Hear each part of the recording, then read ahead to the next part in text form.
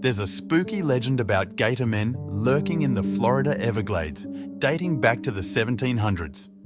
People claim to have seen these creatures, described as part human, part alligator, with webbed feet, scales, tails, and lots of sharp teeth. They're said to be really aggressive and smart, travelling in groups and even having their own language. Despite all the stories, there haven't been any confirmed sightings. It's one of those mysterious tales that keeps people wondering. In Key West, there's a doll named Robert who's quite the mysterious figure. He belonged to a boy named Robert Eugene Otto, who was given the doll by his nanny, rumored to practice voodoo before she left. Many believe the doll is possessed. Young Robert even named the doll after himself and went by the name Gene. He claimed the doll spoke to him and seemed real. Some kids even said they saw the doll peering out of the window at them. The Otto family started to think there was something spooky about the doll, but Gene kept it around even when he grew up, despite his wife finding it unsettling. Now Robert spends most of his time at the East Martello Museum in Key West, although he sometimes visits other museums or shows up on TV. Visitors are told to ask before taking his picture because cameras often act up if they don't.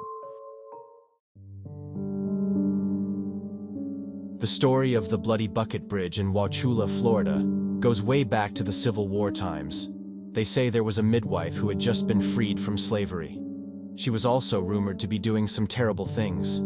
Some folks say she was suffocating newborn babies and lying to their families, saying they were born dead. Then she'd take the dead babies and buckets of birthing stuff to the bridge, throw the buckets in the water, and bury the babies nearby. People say she started feeling guilty or went crazy. They say she'd see her bucket filling up with blood all by itself, again and again. And she'd hear babies crying every time she got close to the bridge. One day, she slipped and fell into the river, and she drowned. They say if you go to the Bloody Bucket Bridge during a full moon, the river looks like it's running with blood. The old Sunland Hospital site has a spooky reputation, especially the remaining administration building, which many believe is haunted. But where did these ghostly tales originate? Originally, Sunland Hospital was a cutting-edge place to treat tuberculosis. But once a cure was found for TB, it turned into a place for people with mental and physical disabilities of all ages. Sadly, like many similar places, it didn't get enough staff or money.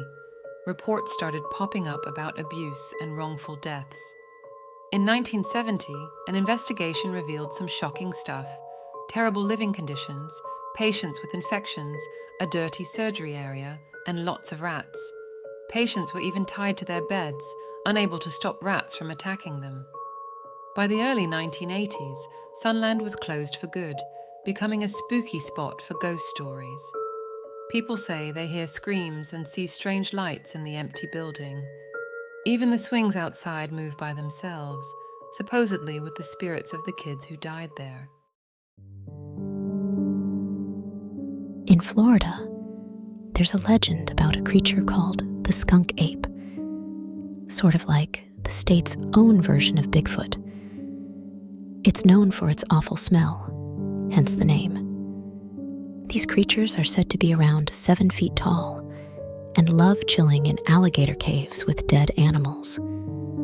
Some people doubt if skunk apes are real, but for every scientist or wildlife expert who says they're not, there's someone who claims they've seen one and swears it's true. It's one of those mysteries that keeps folks guessing. The Riddle House, built in 1905 in West Palm Beach, has a spooky reputation. It used to be a funeral home until Carl Riddle bought it in the 1920s and turned it into a family home. But things took a turn when one of Riddle's workers hung himself in the attic because he felt trapped by money problems. After the worker's death, strange stuff started happening in the house. People heard voices and had odd experiences. Many workers quit because of it. Carl tried to get rid of the bad energy by removing the rope, but it didn't help. So he moved his family out. The house was moved to the Yesteryear Village at the South Florida Fairgrounds, but the ghost moved with it. During the move, the workers found broken windows and tools from the attic scattered outside. The ghost seems to have a thing for attacking men who go up into the attic. It's one of the most haunted houses in the U.S. In Oak Hammock Park in Port St. Lucie, there's an old oak tree that locals believe is cursed.